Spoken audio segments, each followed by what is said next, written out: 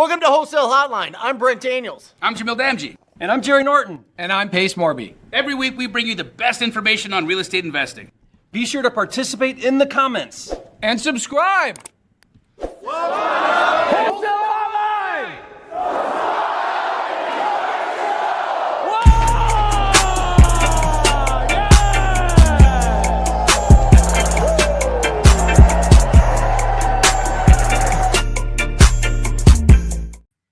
Dang. Welcome to Wholesale Hotline number 272. Go ahead, Jamil. I didn't see that that new ending got put on, or that button up got put on that intro. That's dope, dude. That's what it looks like virtually every week. That's many right. people. For real, That's right. though. For real. Jamil, what have you been doing? Where you been the last couple of weeks? People have been missing you. They're like, where's Jamil? He's doing some sort of challenge or something. What's that about? Yeah, I was I've been working with Pace Morby doing the No One Left Behind challenge, and I'm just loving it, man. It's putting me right back on the front lines. You know, Pace came to me a couple of months ago and said, you know, Jamil, I do this challenge every month and I'm having a great time, but if I'm being honest, I'd have a even better time if you were doing it with me, because we laugh, we joke, we have fun. And, you know, it's an intense amount of time. It's like we're going and really, really showing people, holding their hand, getting them across the line on their first deal. And, you know, demystifying this entire process so that people understand what to do. You know, it's kind of like that thing, Brent, if you don't remember what this is like because you haven't had a job in a long time. But when you did have a job once upon a time, and you started a new career or a new job, you would go in on your first day very unlikely to know anything of what you were supposed to do. And even though they give you manuals and videos to watch, you'd come in and you really wouldn't understand how to do the job until you sat down at the desk and watched somebody do it. And once you figured out what they did, then you did it your way and away you go. Right. Yep. And I think that's how what we do really works. You got to have people. You need to get in front of people so they can show you how to do this. Right. And for that, Pace and I have been really enjoying ourselves doing the No One Left Behind challenge. We got 2 deals under contract in 7 days, 1 cash deal. Check this out. I got a co-living cash deal, Brent, from just calling a real estate agent on a listing that had been on the market a little over 100 days. This house is at 28th Street and Osborne. So you're familiar with the neighborhood. Oh yeah. Love it. Yep. It's a 5-bed, 4-bath house. Okay. It appraised at $569,000 2 weeks ago from a buyer that fell out. Buyer falls out. These guys are desperate. They need to sell. My offer, $410,000 cash. Accepted. Here's the best part, Brent. Here's the best part. I have an appraisal at $569,000. I'm going to go get a DSCR loan on this thing. It appraises at $570,000. $410,000 is my cost. Do you know how much money it's going to cost me to get into this house? $0. And as a co-living, it's already 5-bed, 4-bath. As a co-living, that thing is going to cash flow $2,000 to $3,000 a month. So I just want to reiterate that these kinds of deals are there all the time. I didn't go and you know knock off a bank to get this. I didn't go do a scratch and win ticket where I won a set for life lottery. I'm legitimately getting $2,500, call it $2,000 to $3,000 a month in income for the rest of my life with no money in, zero money in, and I'm going to be able to depreciate that sucker, and that'll save me another $100,000 on my taxes. And that came from a phone call, from a flipping phone call, a free house, $2,500 a month in cash and $100,000 off my taxes. Tell me where the hell you get anything like that in any other business. So friends, that's where I've been the last couple of weeks. I've been making money with my brother. Calling on the MLS on deals that are listed, active? Yes, sir. Yes, sir. Active, stale listings. Houses that are on the market just enough time before the real estate agent gets fired. So before the 6-month period is up. This is huge because I was pulling this, Jamil, and I'll just add this here. This is just months of supply as of April. This doesn't have May. But as you see these numbers creep up, it is prime time hunting season on the MLS. Yes, sir. I am telling you, there's certain markets that you can really do some incredible work reaching out to the real estate agents because the sellers are getting super, super nervous. Not only that, but Jamil and Jerry, what do you think about this? It's the perfect storm. There's so much equity. There's more equity in the market right now than there's ever been. So there's room. There's room from that list price to come down from that what'd you say, 569 to 410? Guys, this is happening every single minute. Every single minute of every single hour is happening. People are getting incredible deals because they're going and they're making what used to be just crazy out of the box offers to real estate agents that were just getting denied left and right and scoffed at and ignored. Now they're looking real hard at it because they're saying to themselves, listen, if we can't sell this within 6 months, there's going to be some problems. There's going to be some problems, and it is the perfect definition of who determines value. Right? Who is it, Jerry? Who determines value? Buyers. Because here's the facts, guys. Is it an appraiser? No, because we have an appraisal of $569,000 and there is no buyer at $569,000. So you're 100% right. 100% right, guys. This right here is exactly what Brent has been talking about all these years when he says it's not an appraiser. It's the buyer. It's not the seller. It's the buyer. But Jamil, the secret ingredient to all of it is just quality conversations. It's Brent's t-shirt, TTP, talk to people. You talk to enough people, you're going to you have quality conversations every day.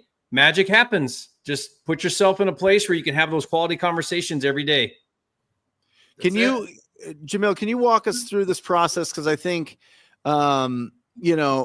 getting to glimpse behind the veil of your challenge is going to be really important for everybody here. Making offers on the MLS. Are you texting them first? Are you calling them first? Are you emailing them first? What is you see a property that's been on the market for, is there a certain amount of time and then you just are going to reach out to that agent? No. So actually Pace has this thing figured out really, really, really methodically. So this is the process. He's got in his community people called rainmakers. All right.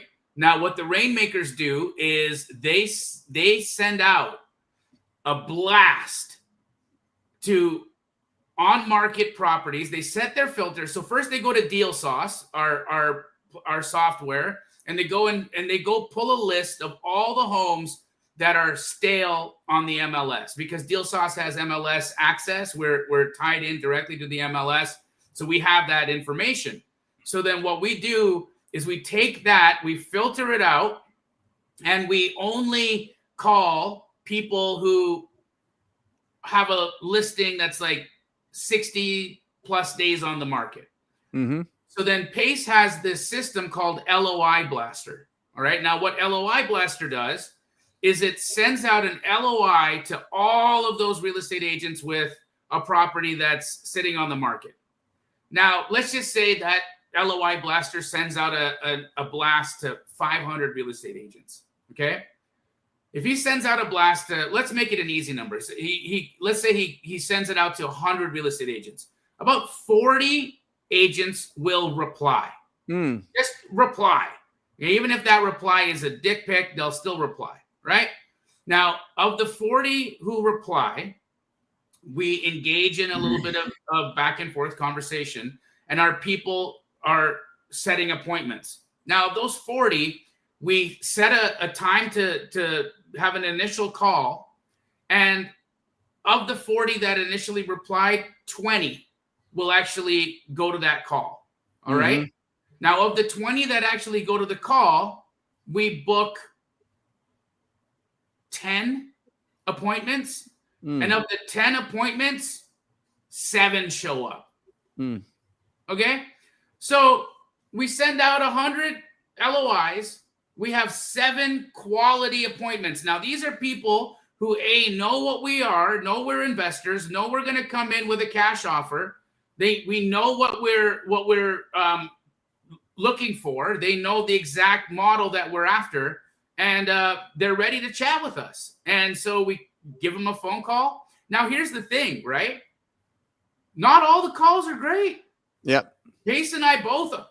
It was funny. Pace is talking to a lady who legitimately he's saying to her, "Hey, I'm buying like 5 houses a month, and I don't have time to go and bid at the auction." She was this agent who said, I buy from the auction. And he says, "Hey, do you want to work with me? I'll pay you to bid on properties for me at the auction. You can't buy them all. So how about the ones you're not buying? Would you like to form a little partnership with me, and I'll pay you a fee for every house that you buy for me at the auction?" You know what she said? What do you think she said? Yeah. No. She said Why? no, because she doesn't like money. Oh, well, yeah. Some She people doesn't- are allergic to it. She doesn't care. She doesn't care. She's like, no, I don't want to. Okay, Yeah. cool. Right? I talked to a man who says to me, "I hate you. I hate investors. I hate everything about you guys. You suck. And I wish all of you guys would fall off a cliff," basically, right? Cool. The next call was a woman who says, "Thank you for calling me. What you guys are offering here is literally going to save my client's life." And so you have these phone calls where, yeah, you're going to get some people that tell you to pound sand, but you keep going, and there's going to be somebody that you can help. And that's what we've been doing. And it's phenomenal, man. It's such a cool way to show the business, to do it in live in person. And, here's the best part for all those people that are, and I'm sure Brent, Jerry, Pace, and I, the number of people who question our integrity is so low compared to the industry, because they've been watching us. They've been watching us go for years now. And we're still here. We're still transparent. We're still honest. We're still in the business. We're still making money in the business, And so, but for those who still might have a sneaking suspicion in their head, like, is this actually real? Can they do what they say that they can do? That's what we are proving. We're proving it live. We're proving it in real time. And there's no way to script it, right? Somebody legit. And listen, some of the calls are, I lost my cool. You know me. You know my personality. I can't take too much abuse, right? And so every once in a while, I lose my shit. And it's fun too. Yeah. But, we make some money, and that's great. Well, and then it's the next call. You know what I mean? It's just making sure that it doesn't spoil the rest of them, right?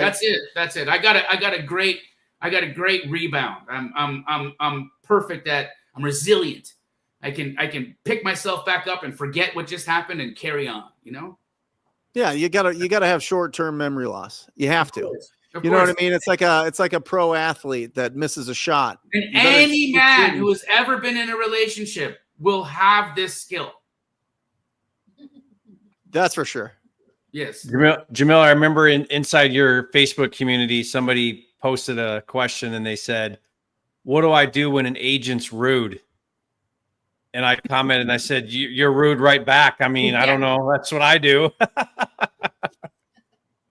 Right?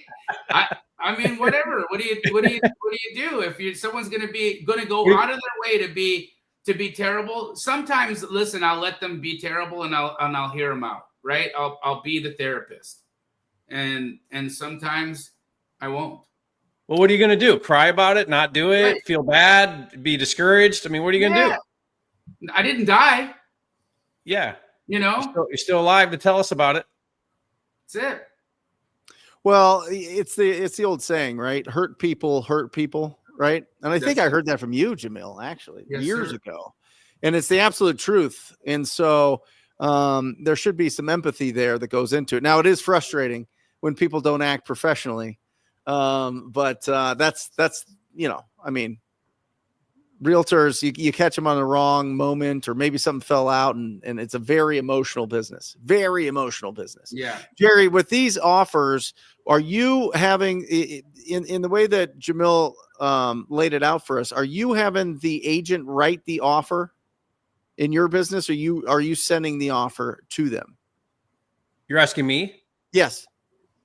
I'm bringing you in. No, so I only work directly with the listing agent. We don't ever do buyer representation. So we have the listing agent write the offer. But having said that, the agent still needs to know what to put in the offer, and you need to make sure you give a lot of direction so that you have a wholesaler friendly contract. Yeah. Right.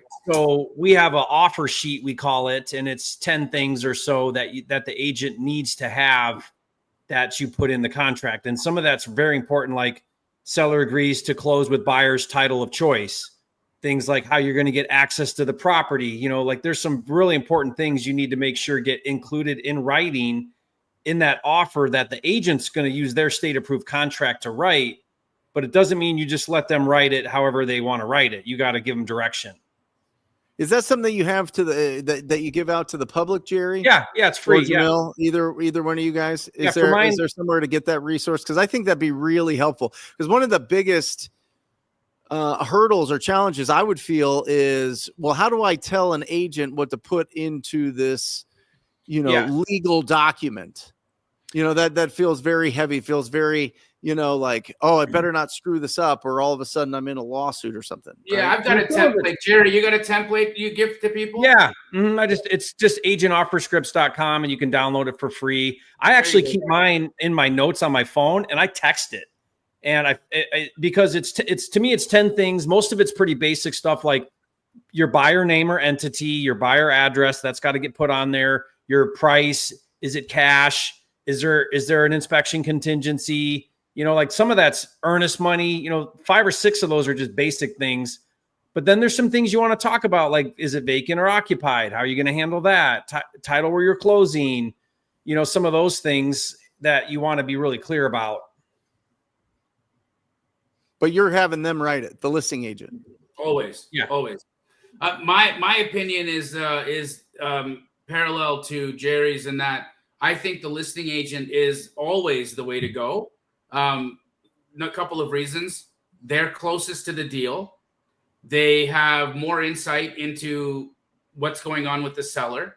You have 3% commission to leverage, either to give back to the seller, to re-incentivize or doubly incentivize the listing agent. So there's money that you get to play with, or completely waive so that the seller gets to keep it.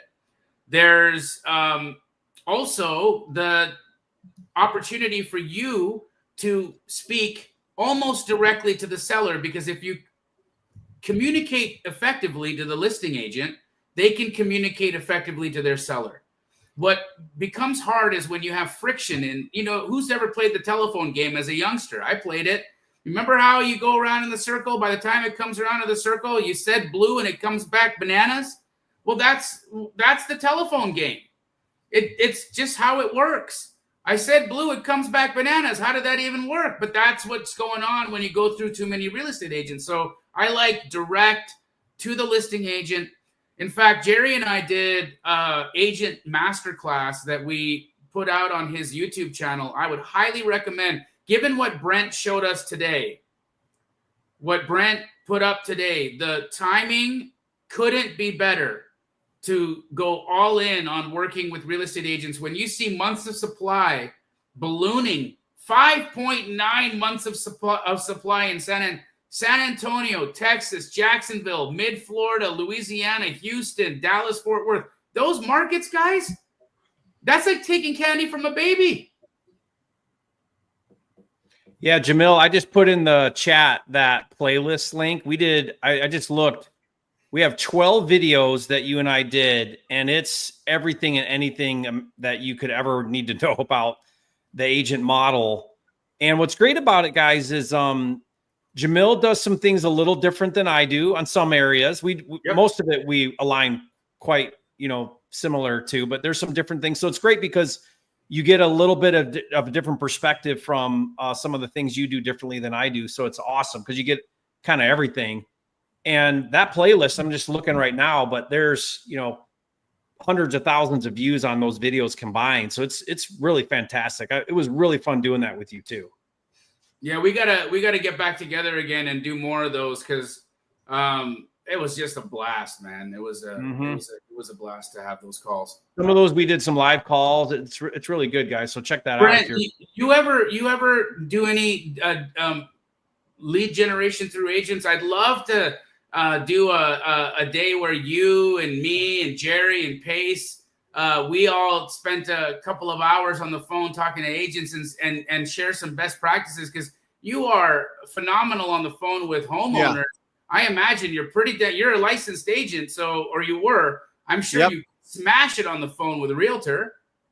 Oh yeah. Yeah. Those are great calls. I mean, that's just, you don't even have to think. You just call up the number. I mean, they want to sell the property. They're incredible conversations. And when you run across the agent that is really doing a good job for that client and gives you some information, not everything, but enough to like keep you in, to kind of like reel you in a little bit, to try to get an offer, to get something in front of their owner, to really get to the point of, hey, listen, do we need to cancel this listing or do you actually have to sell this property? And that's a wonderful place to be when you're having that conversation with an agent that they have to sell that property and they have to get realistic. Now, oftentimes they're not. Oftentimes they'll expire or cancel, or they're just testing out the market. But if they really, really, really have to sell that property, those are great deals. The only thing that screws it up, Jamil, is when you negotiate a great offer and then the listing agent lowers the price on the MLS to what you offered them. And then, what you have it under contract for, if you're going to assign it, is what it's listed for. That can be tricky when you're putting it out to your cash buyers. It does. And justify. I will always preemptively tell my real estate agent, hey, do me a favor. Can you not make any adjustments to price? I hate having appraisal issues after I flip a house. And so just leave the price where it is. I don't need the price stamp coming in any lower. And they do. I can even talk a real estate agent into taking a listing off the MLS once I'm going under contract for the same reason. Yep. And 9 out of 10 agents will say, sure, I'll take it off. 1 out of 10 thinks they're not allowed. 9 out of 10 will absolutely do it. But this right here that I pulled up here is really important. Because, when people got into the industry in in 2020, 2021, there were 7 million house sales. We're at 4 million now. Okay. We're at 4 million house sales, guys. This is a buyer's market. This is a buyer's market. So this is the market to go out there. There's going to be more of us. There's going to be way more. I mean, there's going to be way more inventory than there are us making offers on them. Would you agree? Would you guys agree with that? Can you put up Carlos Ramirez's comment there? Happened at 6:22. Interesting. Carlos, could you please share with us where this stat came from or where that heat map came from? Because it feels like the top 5 most active markets for buyers mimicked the same list that you have in months of supply. Can you pull that up? Mm-hmm. Yep. San Antonio, Austin, Jacksonville, mid-Florida, Louisiana. And pull that up.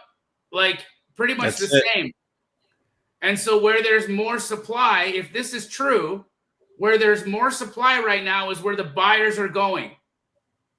That's where the buyers are going. Why? Because they got deals there. Yep. Now, understand this, okay? Warren Buffett said, when there is fear in the market, buy. When there is greed in the market, sell. Well, what do you see in the market when you have 5.9 months of supply? Fear. And that's why the buyers are going. That makes so much sense to me. Well, and this is the conversation, right? Jerry and Jamil, is the buyers, the cash buyers that we're used to in a lot of these markets are flippers.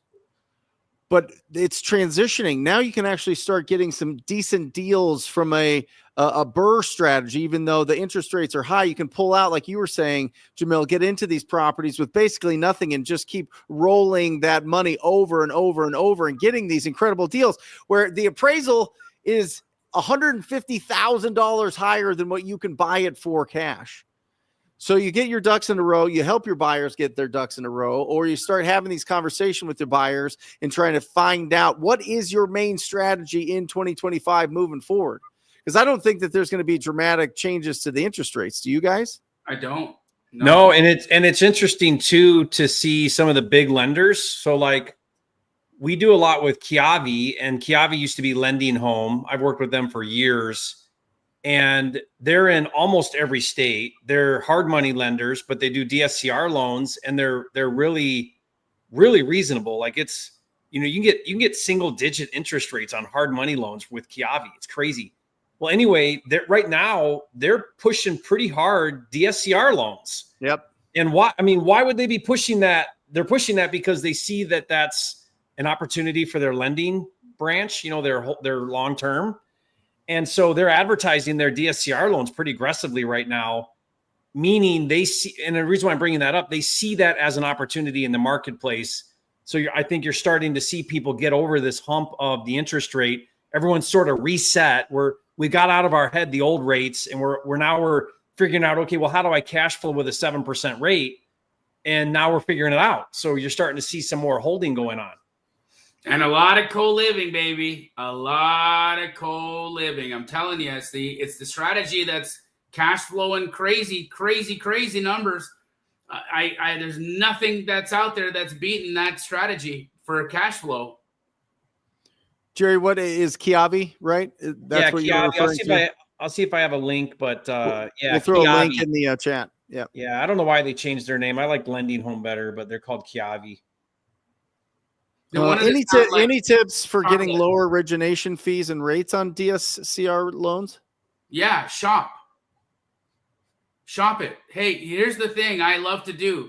I like to tell the lenders I'm working with that I work with other lenders. I'm a lending hoe. I'm not faithful. These hoes ain't loyal. I am going to cheat on you. Yeah. So you better be good. Better treat me right. Jeff says, I live in a rural area and can't seem to find any deals worth looking at. Is it possible to find a profitable deal with only a few $1,000s? Jerry, yes. What do you think? Say it again. I was looking for something. He lives in a rural area. Well, Jamil, why don't you tackle this while Jerry's? Yeah, Jerry, I can jump on this real quick. Jeff, there's a couple of ways that you can find a profitable deal with only a few $1,000s. First, of course, wholesaling, great way and doing it virtual, especially if you're in a rural area. You can wholesale virtually anywhere in the United States, and you don't even need your couple $1,000s, because the truth is you can tie up deals with very little money. You just need access to earnest deposits, right? That's it. So there you go. First, I would do virtual wholesaling in major metros. The second strategy, Jeff, that I think you could look at is bird dogging or doing JV, or what I call Astro Flipping, right? Working with other wholesalers who already have deals locked up and then finding buyers for those deals. That's not going to even cost you any money. You don't even need a few $1,000s to do that. You can do that without any money at all. If you were dead broke, you could do JV deals. The next strategy that I know of that you can use a few $100s to win at is buying tax liens. I've been broke. The tax liens strategy that I've been doing is crazy. You can buy it. You can pay off a person's back taxes of like $5,000-$6,000 and take over the entire house. It happens all the time. And if the best or worst case scenario, the buyer or the homeowner comes and pays their taxes off, you get like 18 to 24% by an interest. So your worst case scenario is a 24% return, and your best case scenario is a house for a few $100. So that's what I would do if I was really low on cash. That's the strategies that I'd be doing. Yeah, I would look at just to piggyback off of Jamil there. I think really there's, if you could pull it back up, Brent, I think there's two questions. Yep. One is, I live rural, can I find deals? And the other one is, can I buy deals with a few $1,000s? I think those are two very different questions, because you don't need any money to find good deals. You don't need any at all. Now, if you had some money to put into marketing to generate leads, you could definitely spend money to generate leads. But remember guys, there's three types of leads. There's free, there's low cost, and there's expensive. Everybody's goal should be to get to the expensive leads, because those are going to be the best ones. That's what Brent does. His PPC agency generates the highest intent, most qualified, highest assignment fee. Like, they are the premium gold leads that you could ever imagine, but you're going to pay for them because you're doing Google ads, and that costs money. But to start, if you're new, I wouldn't spend any money to generate leads. I would do free or maybe low cost methods. Jamil talked about it a little bit, but like the agent model that Jamil and I were talking about earlier that we teach quite a bit about is absolutely free. It doesn't cost you anything. Now, it's time and work, but it's free. Then the other question, going back to like, can I buy deals for a few $1,000s? I don't think that's the place you're in. I would not be thinking about that. I would be thinking about, how do I get some deals done? Can I do that with no marketing budget or a very low marketing budget? How do I generate deals now through those efforts? How do I then eventually build processes and systems and a team and a business that generates more revenue that can then be reinvested back into the business in the form of marketing tools and education? And that's how most of us have built $1 million businesses, with zero, starting with zero. No marketing budget, no money to put into the business, just building it as we go and reinvesting the money we make back into the business. That's the smartest way to build this business, I think. I agree. There's a question here, and I want to show this. This is really cool. There's a question on, well, how do I find the tax delinquent? Look at this. I literally just Googled this. I typed in tax delinquent map, Maricopa County. Look at this, guys. Look at this map. I can go in here and just pull the tax delinquents right here online. And most of the major cities have this, right? Where you can just go in and start looking around at these properties that have unsold liens. They have delinquent taxes. You could just pull them and just start calling them up, or going and door knocking them or finding them. I mean, it is all right there. You can just usually find them right online.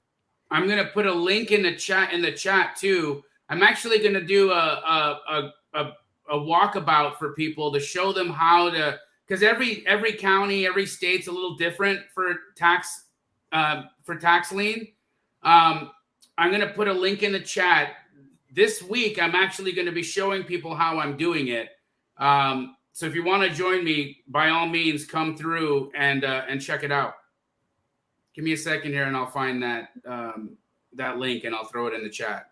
And you'll have to maybe you guys can help me out and copy it and put it in your guys' channels as well, because I only have the ability to put it in mine. But I'm gonna pin that. I'm gonna pin it in my on my channel. Awesome, guys. Just Google it. Just go into tax lien parcel map and see what pops up, and it's incredible. You've got to make sure you're buying the right liens, though. And that's not even what I'm talking about. I'm just talking about the ones that are delinquent that you can go and just buy the house outright and not even have to buy it. Like right? A tax deed. Right.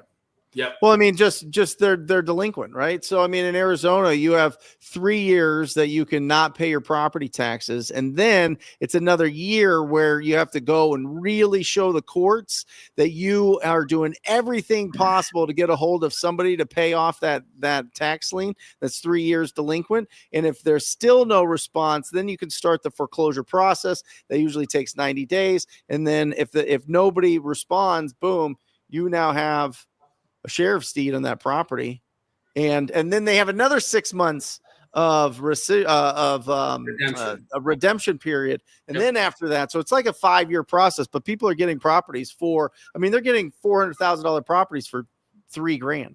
Yeah, Happens every day.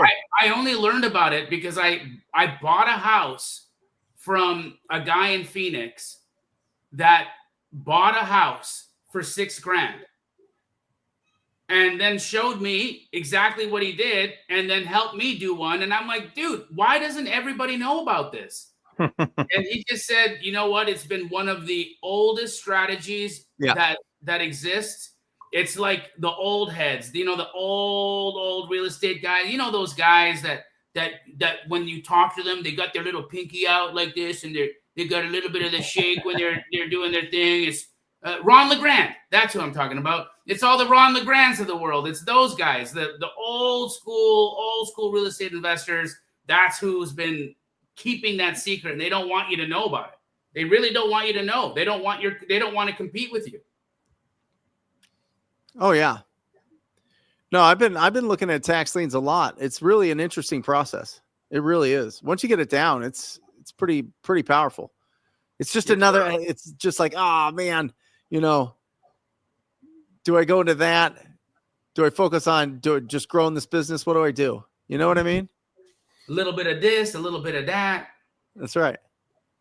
That's right. Where are you heading, Jamil? Aren't you going somewhere? I'm in Canada right now. Are you leaving the country soon? I am. In June, I'm going to Portugal. Awesome. Taking my father on his bucket list trip. My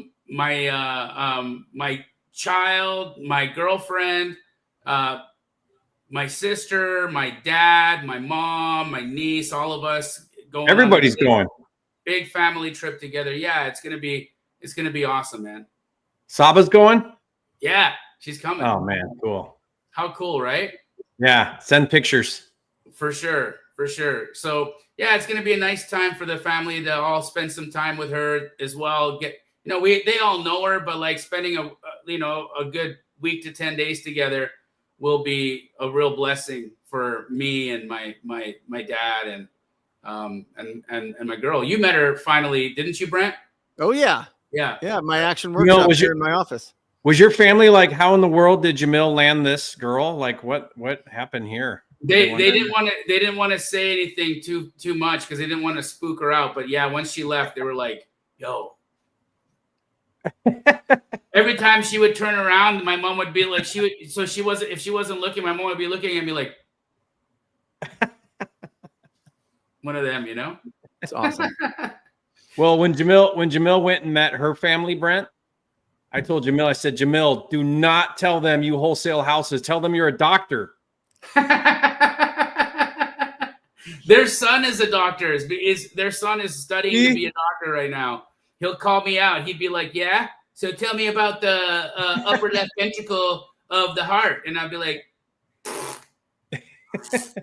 because guys, you got to understand, Saba's Indian too. So you better be a doctor or an engineer, right, Jamil? Or an engineer, man. Otherwise, you got no status. But I got a white beard, bro. I'm past that. I'm up there. I'm in a good spot. So you've had people in your office that you've been working with over the last couple weeks on this No One Left Behind challenge. How much of that, Jamil, is they're confident because you're doing it with them? Where does confidence play in this when it comes to skills and experience and having money? Where does confidence fit into the equation here? Great question. The confidence fits in because they're doing it as well. So yeah, I'm on the phone making calls, but they're on the phone setting appointments. They're on the phone doing these skills, these initial skills that you and I and Jerry and Pace all know that those are the action steps that freeze people. That's the place where the wholesaler's dream goes to die, is that action step. And so we're pushing them into that. We're basically forcing them to take action. We're forcing them into movement.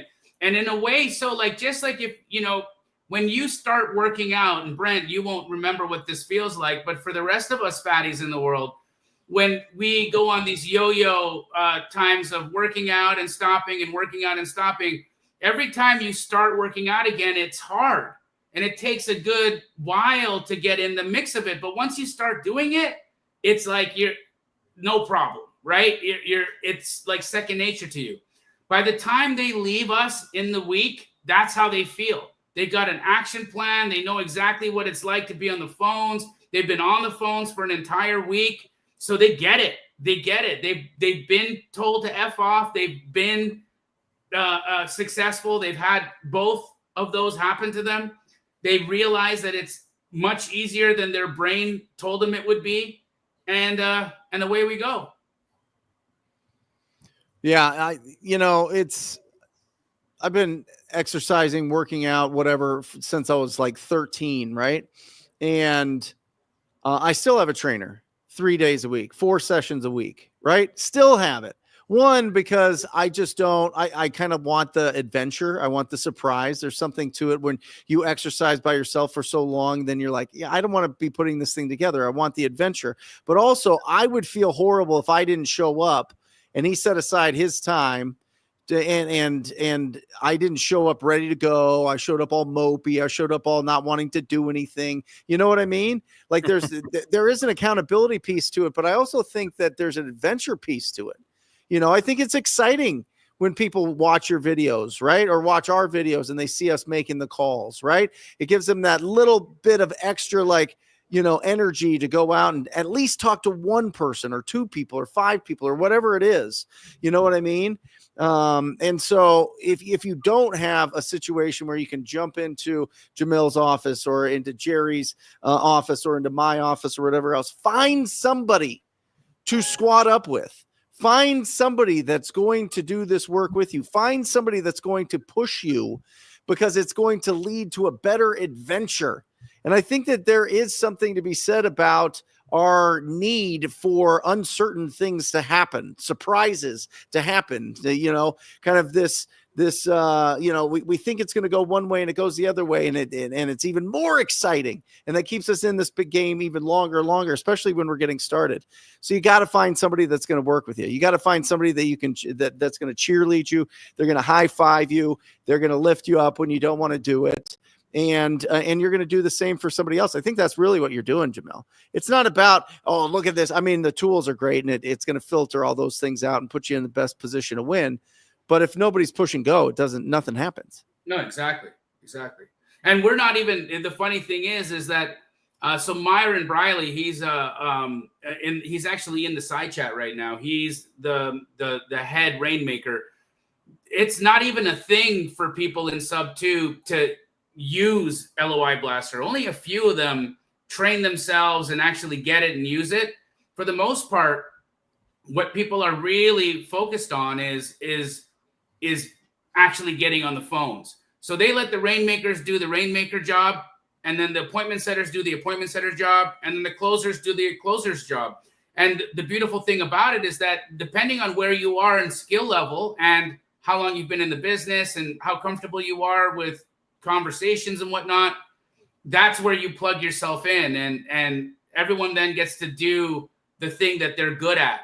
And it really gives people a chance to get in and participate and form little teams. And man, it's pretty dope, dude. It's pretty phenomenal. It's awesome. Yeah. Switching tracks a little bit. It looks like we lost Jerry to the Wi-Fi wizards, but how many text messages do you get a day, Jamil? Right now? Random or from people? Just for business? For business. I'm probably still averaging, and it's not a holiday, about 100 a day. Yeah. What about prime time, hustle season? When I'm going. No. Let's call it 2015, 16, 17, 18. Yeah. Inbound? Just back and forth. A day. I mean, it could have been 1,000. Uh-huh. Yeah. I had Spencer Caldwell in here. Yeah. Right. And 1,500 to 2,000 a day. Yeah, that doesn't surprise me. Yeah. Sells 3 to 5 deals a day. He does, yeah, himself. But then I see. Can you have unchecked text messages on your phone? What do you mean? You know that it's just stacking up. You look at your little icon and it has the red bubble. Anxiety. It gives me so much anxiety. I never have unread text messages or unreplied text messages. My email, on the other hand, don't email me. I'm terrible with email. But I think here, I'll tell you how many emails I haven't answered right now. What up, Jer? Sorry about that. Oh, you're good. I have like 68,000 unanswered emails. Right. But I have 0 unread, unanswered text messages. Same with me. Yeah. Same with me. I mean, I have to go in and get rid of the mark all as read for the emails, right? But my VAs have been running. I've had Lisa in the Philippines since 2016 filter all my emails, and she'll send me, she'll let me know when something important's there. But she filters everything. Alejandra has filtered it since 2018. I mean, I don't mess around with email at all. Text message, boom, I'm on it. Right? What about you, Jerry? I mean, back really hustle season, text messaging going back and forth, Jerry. How many a day? I don't know. Yeah, it was a lot. I try not to be the bottleneck in the business. So, that's what you're doing when you talk about a VA and stuff.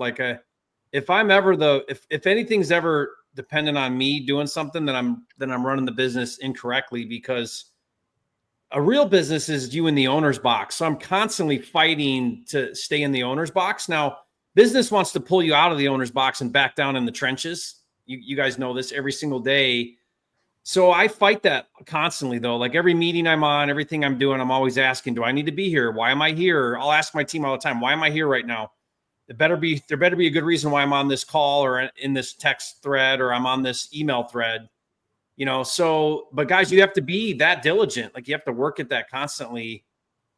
But yeah, what about your first 5 years, Jerry? What about your hustle? Say when you were building this up, when it was just Jerry out there. I was a one-man show for way too long. Like I coach people now on how to build the business, and every time I do it, I'm like, if only I had this information when I got started, because I spent way too long a one-person show than I needed to be. That's what's so phenomenal, you guys. I don't think you appreciate the time and era you live in, where there's a Brent Daniels and a Jamil and a Jamil and a Pace, and there's people like us out there who have dialed this in so well, and we can give you the blueprint, the playbook, because when we all were doing this back in the day, there was no playbook, or if there was a playbook, it was a pretty bad playbook, because no one really had it figured out, very well, or was willing to share it very well.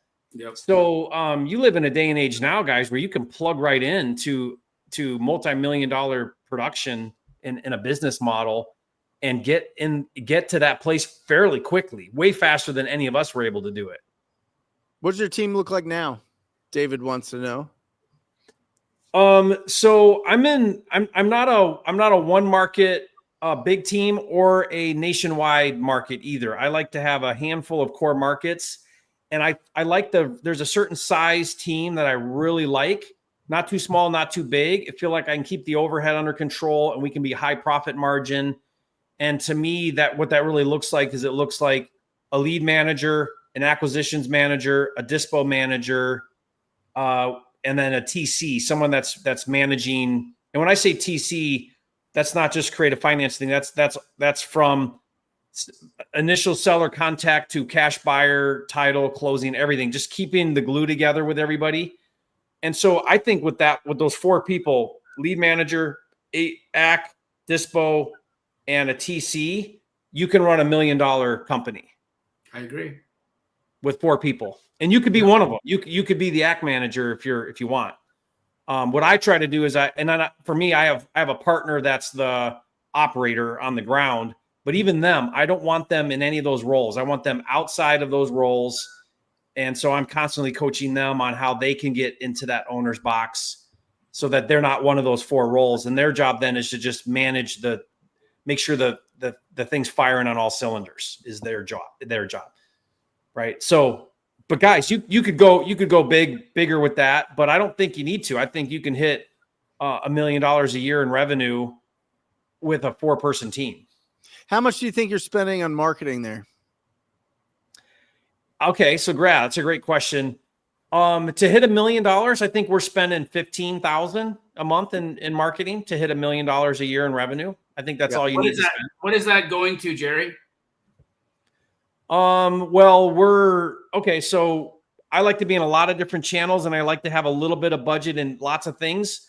Yeah. But then what I'm doing every month is I'm looking at what's working the best, and I'm reallocating a lot of the budget there. So for us right now, we're spending money on PPC. We use Brent for most of my operations, and where it keeps going is we keep wanting to give Brent more money for PPC because it just works better. It just tends to be the best way. We like PPL. We're spending some money there too, but we still do cold calling. We still do direct mail. We still do all the other traditional things. We don't stop doing those things. And because the way I look at it, Jamil, is I want to have my fingers kind of in a lot of things because I never know if something's going to just for some weird reason really, really work well or more better than something else. Mm-hmm. And that's very different in markets. Like that's a market thing, maybe a timing thing. I don't know, but I like to keep some budgets in all the things a little bit and then see how it does. Where are you currently active for PPC? Well, in all of them we are. Yeah. It's I've got one partner holding out, Brent, that's super afraid to switch PPC agencies because it's working so well. Sure. And I'm like, I know, but I'm telling why don't we split test? Let's let Brent go head to head and see how we do. So we might try that. But I'm doing PPC in all the markets that I'm in. So I'm in 4 or 5 core markets that we're doing. Which ones are those? So it's Tulsa, Orlando, Winston-Salem, Knoxville, and then a little bit in Metro Detroit. And what are you spending each market? 8,000, 10,000. Somewhere in there. 8 to 10 in each market. Yeah. And what's your ROI on 8 to 10K? Because we go on appointment and because we have multiple exits, we're really good. I mean, we're 1 in 10. We convert 1 in 10. 1 in 12. So 8,000 becomes 50 or more. Yeah. Or more. So yeah, I'm trying to dial this in for you guys that have because look, 8 to 10 grand, it's a sizable budget, but it's not untouchable. It's not unreachable. No. A lot of people in the chat right now, y'all have that. If you've been doing this a minute, you got that, right? And so the simple math, Jamil, is think about it like this. A little more about having appointments, having people go on the appointments. So this would be. You couldn't do this virtually if you didn't have somebody on the boots on the ground in the market to go on the appointment for you. You can. We've just found, and I'm a really big believer in 2025. I wasn't always this way, but I just feel like we have such a better competitive advantage in the marketplace by going on appointment. Yeah, because I will close eyeball to eyeball, belly to belly. I will walk out of there with a contract over any of these virtual offers they might have on the table every single time. And who do you got to go out to these appointments? Where do you find these closers? So it's either going to be my partner on the ground or we hire a local acquisition manager that can go on appointment. So if you are virtual, doesn't mean you can't be virtual. It just means you got to hire a sales guy that's on the ground in that market that can go on appointment. And do you ever have problems with that salesperson not going on appointments or not showing up or stealing your leads, saying a contract didn't happen and then actually getting it under contract? Do you ever have any we haven't had that. I mean, I think that could happen, but we haven't had that happen. We've been able to build really good teams. And then to answer that, really what we look at is we look at the ratios between leads, opportunities, and appointments. So when someone raises their hand and says, I'm interested in selling, we track how many of those we get. And we're counting on a certain ratio of those converting into appointments. And if that number's off, then that's something we're talking about. Like, why aren't we going on more appointments? We're getting the opportunities. Why aren't we going on more appointments? And what we found, Jamil, is if we can identify one or two of the motivations out of the 4 pillars, right? And we all talk about this a lot, but if there's some motivation. And for those who don't know what the 4 pillars are, quickly just repeat them. So it would be some kind of distress going on in the seller's life, urgency, poor condition of the property, and willing to take a discounted price. Condition, timeline, motivation, price. Yep. Yeah, those are them. Condition, timeline, motivation, price. And I'll just put it, if you guys are getting inbound leads and it's over, if it's from Google Ads, if it is a PPC, they searched it out, they're ready to go right now, and you're in a market that has more than 500,000 people population, and you're not going on the appointments, you are wasting your money. You are literally pouring gasoline all over a stack of $8,000 to $10,000 a month, and you are wasting your time. I'm just telling you, we're working with people from around the country, Jamil. We've been doing really solid work. We're really, really dedicated to bringing the best leads, and really converting those leads is like obviously a huge factor. But the people that are going on the appointments in the major markets are destroying everybody else that's just trying to do it virtually. It's not even close in this market. And Caribbean Casanova, really cool name. The acronyms they're talking about, PPL and PPC. PPL is pay per lead, and PPC is pay per click. Would you quickly unpack what each of those are? Yeah, guys. Sure. Pay per lead is real. I'll do this real quick, Jerry. Pay per lead can. About 30% is from intent based. There's 2 different types of inbound leads. There's intent based where they're looking for you. They're literally searching, sell my house without a realtor, sell for cash. They're typing into their phone most of the times, 8 times out of 10. They're on their phone looking for somebody to buy their house. They're fast. They're ready to go. They're done, right? They're done with the property. They're going to make a decision in the next 24, 48 hours. PPL, 30% of those are intent. That's coming from Google. The other 70% could be coming from YouTube. It could be coming from Facebook or Instagram. It could be coming from text message marketing. It can even be coming from cold call marketing, but it's all lumped into one, and then they sell you those. It's a fantastic service.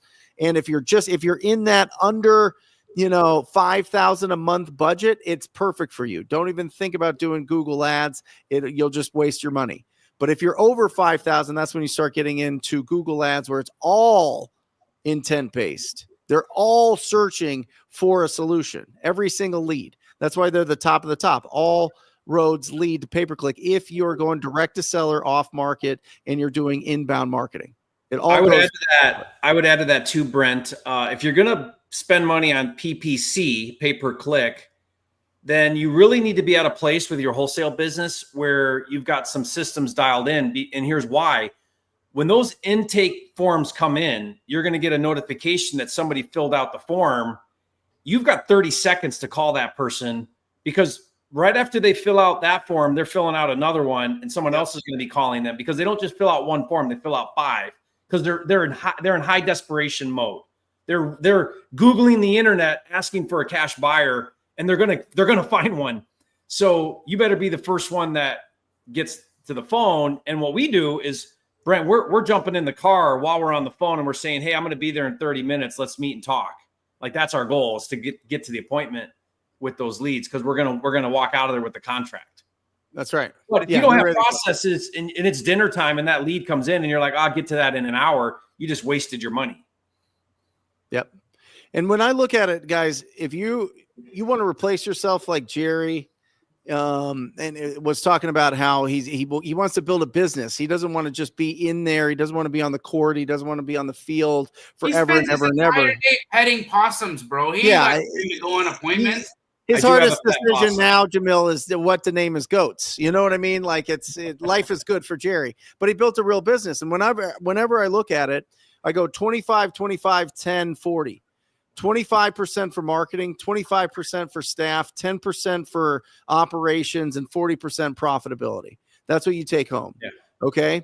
And so that's if you can get a 1 to 4 on inbound or outbound or whatever marketing that you're doing great. But here's the toughest part about this business.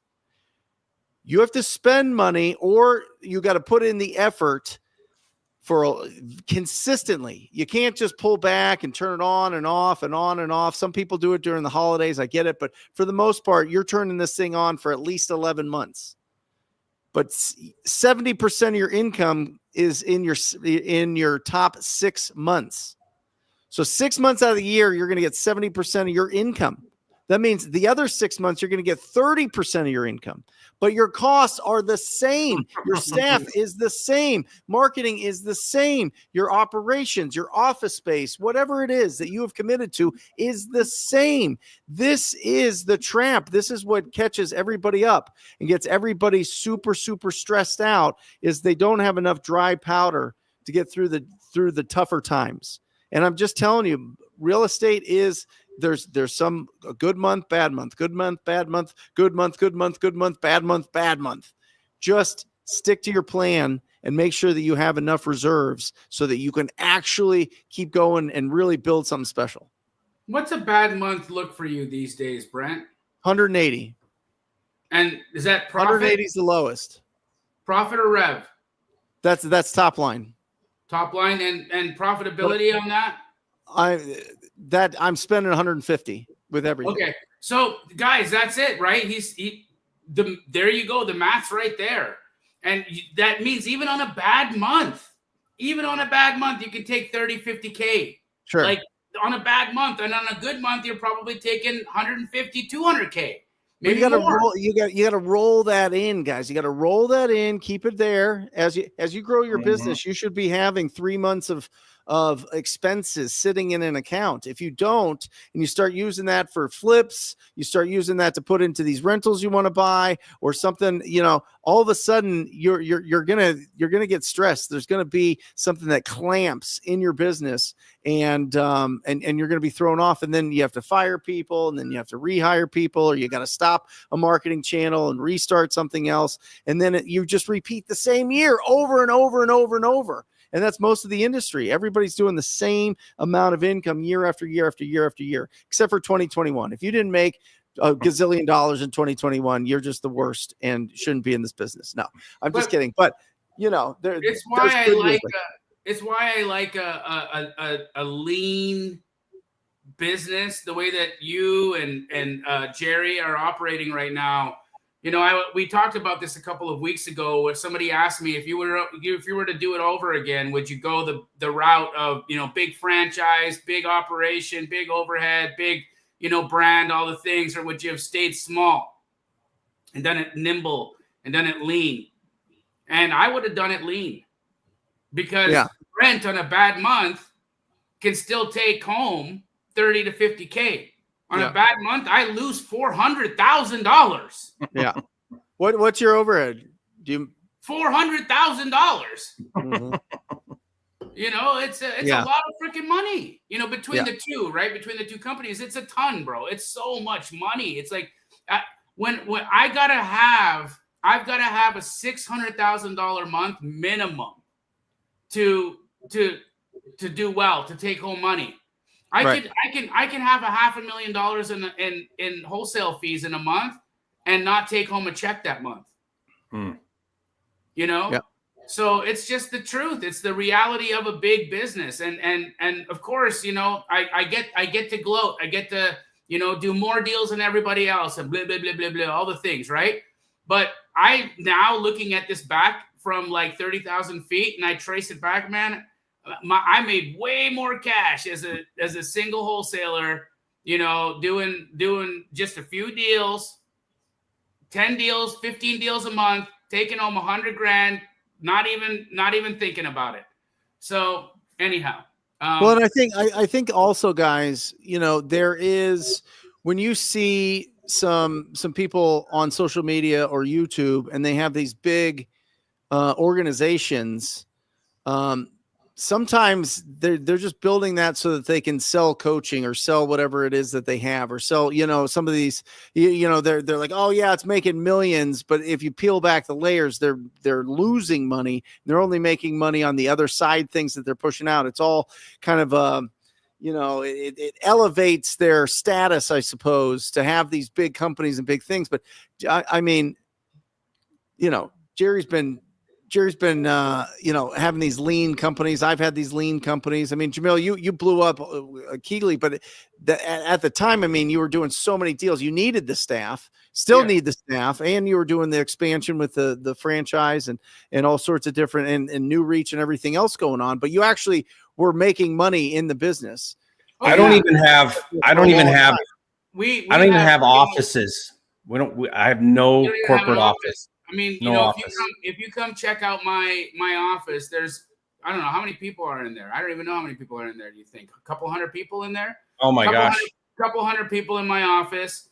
We got a huge overhead, but again, we do $1 million months, right? Which is phenomenal. And of course I got 400K in overhead, but that's still 600,000. Like I couldn't do 600K in profit in a month by myself. So I get those big wins too, but there's also months where it's scary, and it's, and you're just doing your best to get by. So business is business, man. Just like, what's that little guy say?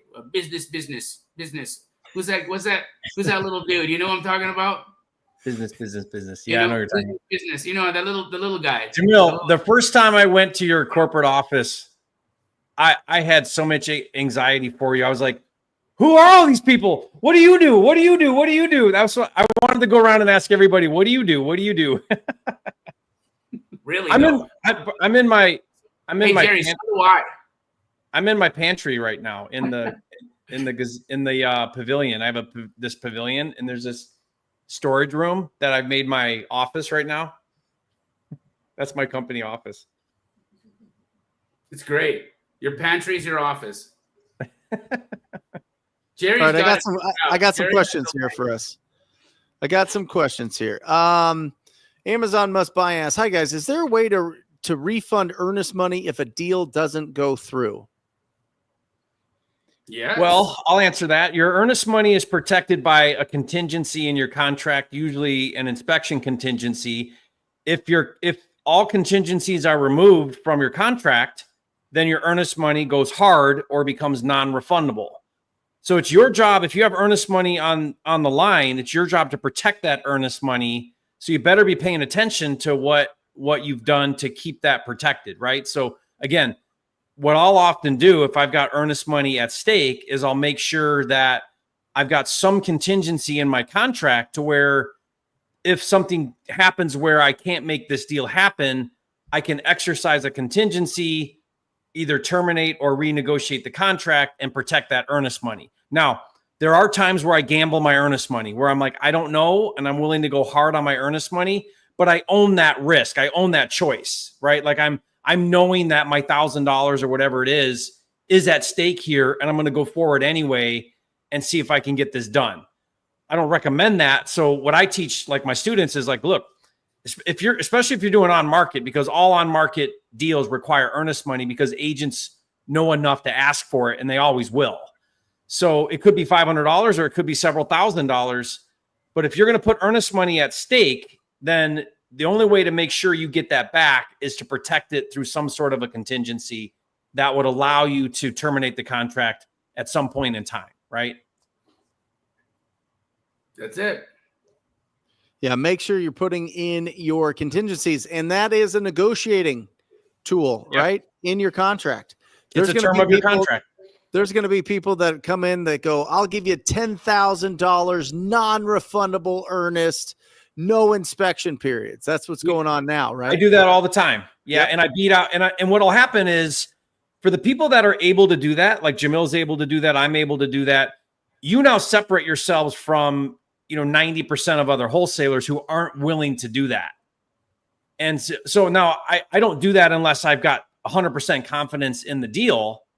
But once I have 100% confidence in the deal, I'll remove all contingencies. I'll go hard on earnest money, and I'll put in a big fat earnest money as a way to win over. I'm using the terms of the contract to win the deal without compromising price. So I won't go up on price. It's got to be a really good deal to do that, right? You better know what you're doing. Yeah. Essentially, if the deal gets you hard, you go hard. That's right. That's the rule. Sorry. Vagabond, if you were wholesaling, do you pretend like you are buying the property cash to a real estate agent, or do you tell them you are a wholesaler? I'm still laughing at what Jamil just said. Sorry. Jamil, I'm going to say that to an agent. This deal's I'm willing to go hard because this deal's got me really hard. All right. Oh, if you're a wholesaler, do you pretend like you are buying the property cash to a real estate agent, or do you tell them you are a wholesaler? I love this question. This is actually a really, really good question. So here's what I do. And this is, I think this is an area where a lot of people get really confused. I always talk to agents and sellers as if about the exit, right? So I'm always talking about the exit, because whether I'm the exit, meaning I'm going to buy it as a rental or buy it as a flip, or I'm going to wholesale it to somebody else who keeps it as a rental or buys it as a flip, somebody's doing the exit, whether it's me or somebody else. So I'm going to talk to the agent about the deal as the exit. Okay, does that make sense, you guys? So it's you don't get out of your head, I'm a wholesaler or I'm a buyer. You're talking to somebody about the deal, and the deal has to pencil for somebody to buy it. So if you're wholesaling it, all that means is somebody else is the one that's going to buy it, but the conversation is the same. Does this make sense as an exit, either as a flip or a rental? Those are really your only two choices. Yep. Rental could be long-term, short-term, co-living, but is it a buy and hold or is it a fix and flip? That's really all you're talking about, one of those two. And if it's a higher income property, like a higher dollar property, you're probably going to eliminate rental out of there because it doesn't make sense now. It's more of a flip. So you just talk about it that way. If it's a lower income property, then you'll talk about it as possibly a buy and hold. But I always talk about it that way. And my goal is always to buy it at a wholesale price, whether I want to buy it or not. I want the option to always wholesale everything. Everything I want the option to wholesale. So I'm always talking and I'm always negotiating a price that is a wholesale price. Whether I keep it or not, I want the option to wholesale it if I decide I don't want it. But you don't have to talk like I'm going to talk to you like I'm a wholesaler, or I'm going to talk to you like I'm a buyer. To me, it's the same conversation. Yeah. What's the exit? And let's talk about the exit number, the exit price, the exit number, the exit strategy. Yeah. Look, here's an example of it. So Effie has a question, or Effie asked a question in the chat right now. She said, do you ever buy from a wholesaler for you to wholesale? Or do you ever daisy chain? So here's the way that I want to give you an example of this, Effie. So many of us are familiar with who Matt Justice is. He's a local Phoenix wholesaler guy, came from the Astro community, wonderful dude, young cat, killing it. Matt Justice sends me a property on Friday down the street from the new house that I moved into. And he's like, hey, this house is down the street from the house you moved into. Are you interested in this? And I'm like, yeah, possibly. I wouldn't mind flipping another one over here. It was a great area, great. Our appraisal came in nice and high. And so I was able to refi and pull a bunch of cash out of that thing. And now I'm living in it, which is great. So I said, all right, I'll take it. So I buy it from Matt. Matt obviously got it from another wholesaler. He wasn't direct to seller on it. So it was already somebody else's deal. I get it. Pace texts me this morning and he says, hey, bro, I really need to buy a flip. You got anything? And I said, well, here's one that I just committed to on Friday. I'm into it for 400, but you can have it for 405. And Pace underwrites it, goes and walks it today, and decides he wants it. So yes, I will do that all the time, Effie. I will buy from a wholesaler to actually flip it. I'll go hard on my EMD, but also I'm still going to do what I do, which is wholesale. So in the time between when I get the deal under contract to when I have to close it, if a buyer comes along and they say they want to take it from me, I'll sell it. That's what I do. So is that a three-way assignment? It could be a 4-way. Yeah. Yeah, because I think Matt got it from Spencer Caldwell. And Spencer got it from the original contract holder. Correct. So it's a 4-way. Wow. That's cool. That's a lot of hard earnest. That's a lot of hard guys. Yeah. That's a lot of people getting a little sliver of the pie. Yep. So Ernest goes hard when you do. Yes. Got it. Okay. All right. Excellent. Here we go. Do you pay taxes? Do you pay taxes on your wholesaling checks, Jerry? Yes, I do. Way too many taxes. Oh my goodness. I used to not. Now I do. Active income, my wholesale business is my active income. And I just paid $900,000 in taxes for my wholesale business. So yeah, I pay too much flipping taxes from wholesaling. That's the reason why I'm starting to hold property. This is the reason, because I need the depreciation. I need the tax strategy. I'm killing myself on paying too much tax. I hate it. But honestly, here's my take on it, Jamil. You did it right. You created high active income, paid the taxes, but you waited until you had your businesses dialed in to where you had a tax problem, and now you're worrying about your tax problem. People listening right now, don't worry about a tax problem before you have a tax problem. Worry about making money to create a tax problem first. Yes. Yes. That's your first problem. Right. You take one problem at a time. Create high income first, and then worry about what to do about it. Yep. Any tips for JVing deals? It seems simple on concept, but running a JV operation smoothly can be challenging with all the moving parts. How do we do it? That's Jamil's world. Yeah, for me, number one is honesty. I think the number one piece in JVing is to be true. Be true to everybody you're talking to. So, for instance, when Matt sent me that property, when I committed to it, I truly committed to it. I wired in $5,000 earnest money. I went hard on the EMD. The deal got me hard. I went hard on my EMD. That was that. I'm a buyer. I was true about it. But I also said to Matt, hey, I'm going to close this, but I'm going to still try to wholesale it. And he's like, do whatever you want, bro. So, of course, I tried to wholesale it. Now, if I was not willing to buy the deal, I would have never pretended to Matt like I was willing to buy the deal. I would have said to Matt, hey, this one's not for me, but I have people who are looking. Do you mind if I send this out to my buyers? Matt could say yes, or Matt could say no. If Matt says no, I'm not going to send it out. If Matt says yes, I'm going to send it out. I'll ask Matt, can I send it out at the same price that you're sending it out at? Can you cut me in? And if he says no, then I'll add on top. If it's too tight for him, then I have to add on top. So I think the number one tip for JV is honesty, honesty, honesty. And then beyond that, Rain, you've got to understand how to understand value. Get good at comping. Know where to spend your time. See, I got too many people out there JVing property that's not a deal. Okay, they're JVing on properties. They're sending out nonsense to people. They're spinning their tires, sending out nonsense properties that'll never sell to an investor because they're not deals. They're just addresses. They're just houses. So really understand how to find value, Rain. If you can do that, you can be amazing at JV. Amazing. Yeah. If you're going to JV, and this is just coming from the other side of JVing with a lot of people that, have buyers for our deals, Jamil, the speed of communication is critical.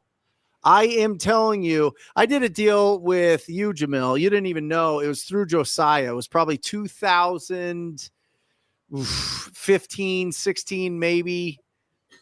And probably 16. And I had sent it out to like 4 different buyers.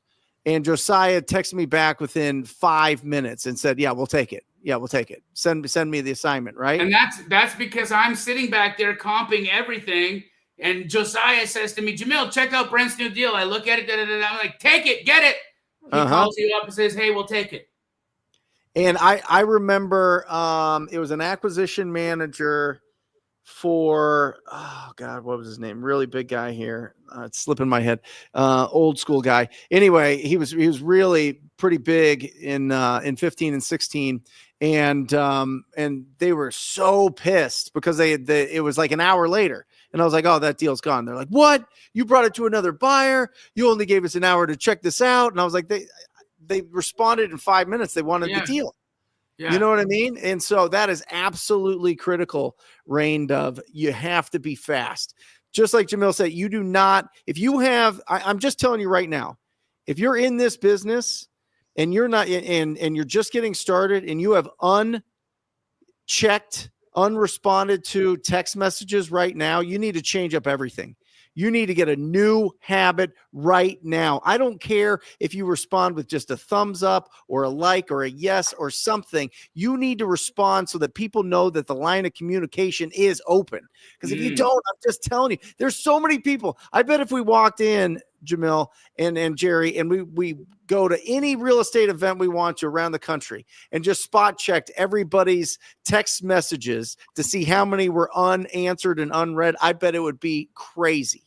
Guys, put it in the chat if you have some right now that have not been checked. Be honest. I bet you that there is a direct correlation between people who have who are responding to communication and their income, and people who are not responding to communication and their income. I bet you that they're directly related, Brent. I think the people who respond fast, the people who are communicative very quickly, are probably making twice as much, if not 10 times as much money as those who are just playing lazy ping pong with their communication.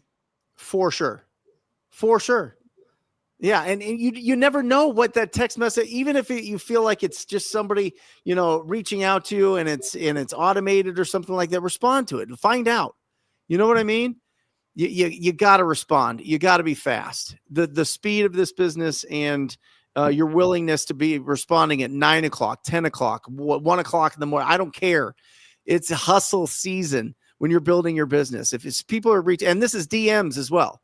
This is DMs. If you got to be posting every single day, I buy houses, send me your deals.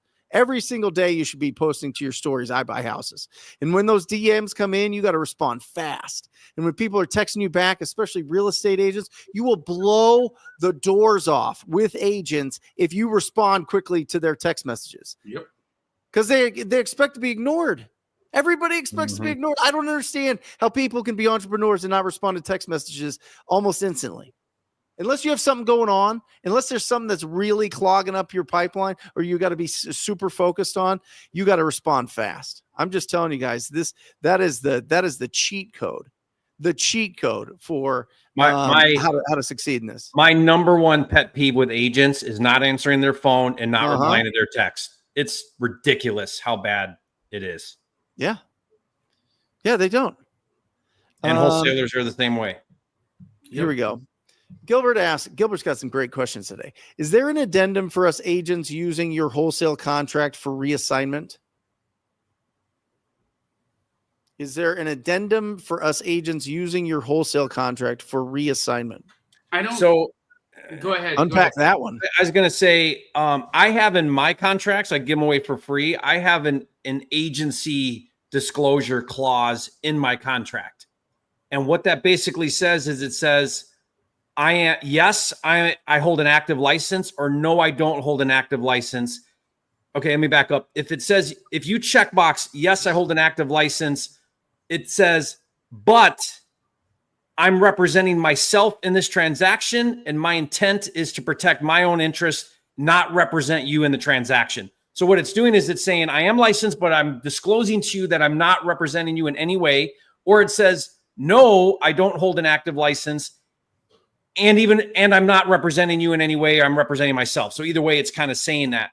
And the reason why I have that is because if you hold an active license, you do need to cover that. You got to talk about that. You got to, somewhere in your communication, you got to make that very, very clear that yes, you hold an active license, but no, you're not representing the seller in any way, shape, or form. So I have that in mind just because I hold an active license. So I have to address that. So if you hold an active license and you're using a private seller contract, not your state approved contract, you have to disclose to that seller that you're licensed and make sure that they understand that, or you could get in trouble with your license. That's it. Yeah. Do you guys work with a lot of agents that are making offers to other agents? Yes. Yeah. I don't know why you wouldn't be your own client as a real estate agent. Yeah. Because I do.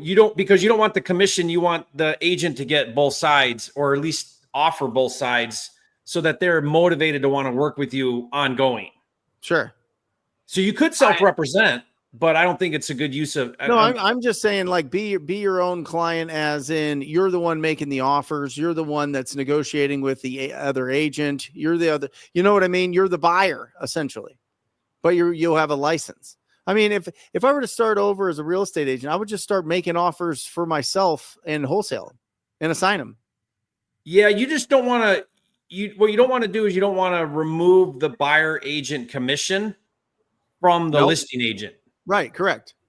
Okay. So so what I'll do is I'll say, look, I don't need representation, which means the buyer's commission is up for grabs. How do you want to handle it? Do you want it? Do you want to remove it? I mean, what's best for you is kind of the way I position it. But I don't need any representation. Agents who don't answer their phones. The worst. It's the worst. They're truly the worst. They could quadruple their revenue if they just answered the phone. You know what is really sad about that too, is to think about the reality that this real estate agent has a listing that is not selling. It's sitting on the market. It's been over 60 days. Sometimes I will call multiple times. I'll leave a message. I'll send a text message, and I'll tell them I'm interested in purchasing this home for cash, and they won't even call me back. Right. And then you think about that seller. Yeah. You think about that seller who's trusted this real estate agent with their most important asset, and they're hoping that this person is going out there and acting in their best interest and doing their job and picking up the phone and being a good human. Do you know how many times, Jamil, I've thought about Jamil calling the seller, skip tracing and calling the seller and saying to the seller, you have the worst agent imaginable. I want to make an offer on your house for all cash, and your freaking agent can't respond to me. What is going on?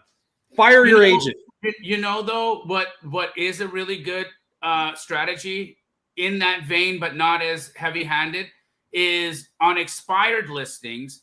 If you call a week, if you pull a list of all the homes that are 170 days on market, okay, and you go through and you call all those listing agents, 60% of them are not going to answer the phone.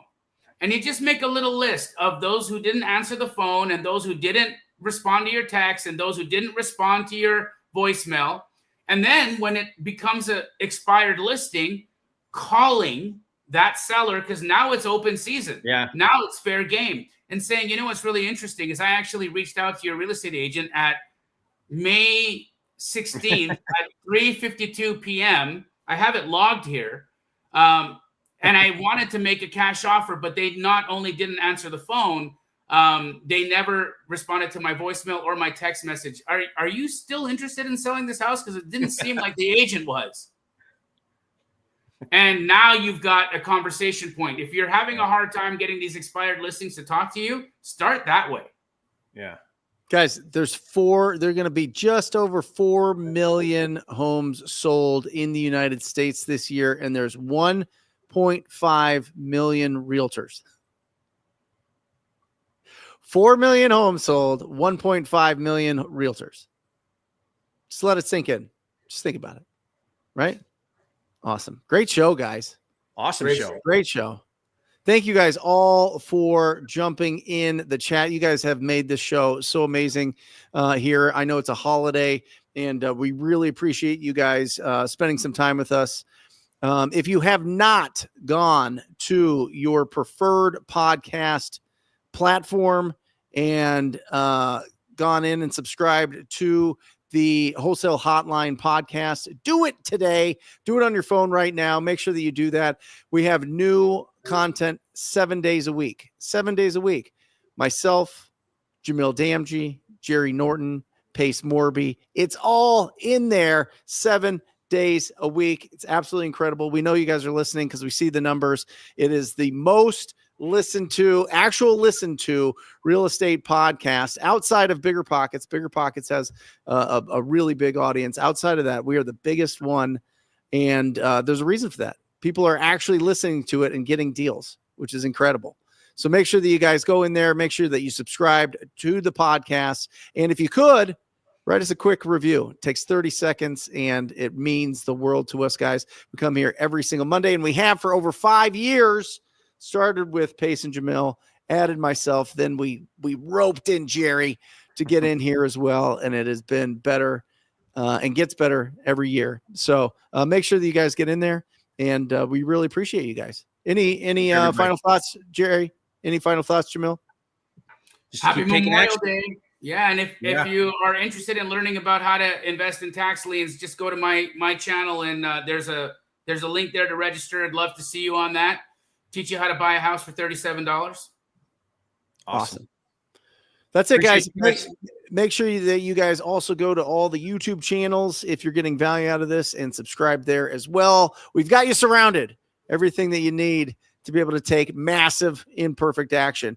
Now stop screwing around and go out and get a deal this week and make it a big one. Make it something that's life-changing. Make it something that just smacks you in the face and breaks your brain and changes your financial trajectory forever. We love you guys. We'll see you next week. Later. Peace. Or just say squat up. So squat up and enjoy the show. Yeah. Yeah. Okay. 1, 2, 3. So squat up and enjoy the show. What are you doing? I didn't say nothing. Why? I don't know. Okay. So squat up and enjoy the show. Cool. I think we should use the one where Jamil doesn't say anything.